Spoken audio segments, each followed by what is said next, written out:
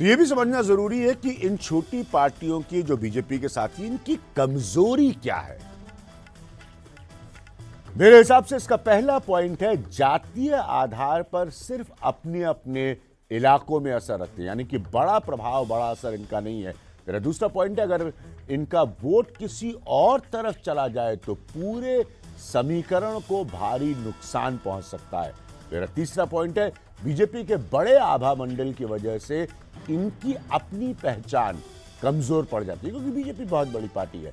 और चौथा पॉइंट है, वैचारिक तौर पर बीजेपी की मूल विचारधारा से ये मेल नहीं खाते। छोटी पार्टियां बड़ी पार्टी के कमजोर कैंडिडेट को जितवा देती हैं, उनका वोट जो है उसमें जुड़कर बड़ी पार्टियों के कमजोर कैंडिडेट को जितवा देता है।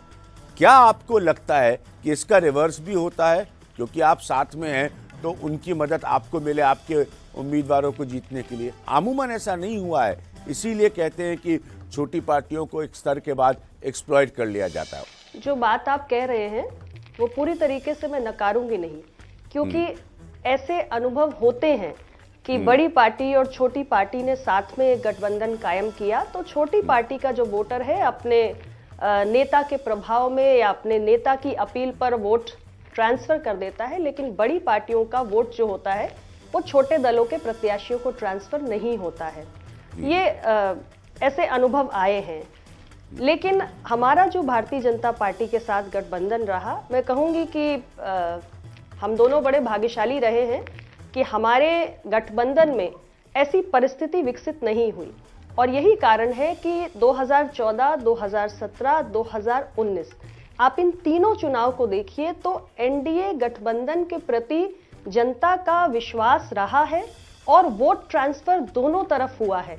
इसलिए जो अनएक्सपेक्टेड नंबर्स थे, चाहे एमपी के टर्म्स में हो या एमएलए सीट्स के टर्म्स में हो, जो एनडीए के जो कलेक्टिव नंबर्स आए हैं वो बहुत ही अनएक्सपेक्टेड आए। शायद भारतीय जनता पार्टी भी अपनी असेसमेंट करती होगी तो कैलकुलेशन में ये फिगर्स नहीं आते होंगे, या हमने भी अगर सेपरेटली असेसमेंट किया होगा तो इतने बड़े फिगर की हमें शायद एक्सपेक्टेशंस नहीं रही होंगी। तो ये दोनों के आपस में आने से एक सिनर्जी क्रिएट हुई। तो मुझे लगता है कि अपना दल और भारतीय जनता पार्टी के गठबंधन ने कहीं ना कहीं एक वो जो पैटर्न चल रहा था उसको बदला तो है, और इसके लिए हमने बहुत काम भी किया है, क्योंकि ऊपर से तो लीडरशिप साथ में आके गठबंधन बना लेती है, लेकिन ग्रास रूट पे जो वर्कर्स होते हैं दोनों पार्टियों के, उनके बीच में सामंजस्य बैठाना आसान बात नहीं होती है। और हमारे सामने भी ये चुनौतियां आई हैं, और मुझे लगता है कि 3 पड़ाव जो हमने पार किए, तो ये अंडरस्टैंडिंग काफी हद तक हमें एक बेहतर प्लेटफॉर्म पर ले आए। ग्राउंड पे वर्कर्स की अंडरस्टैंडिंग के बगैर पॉलिटिकल पार्टीज नहीं ऑपरेट कर सकती।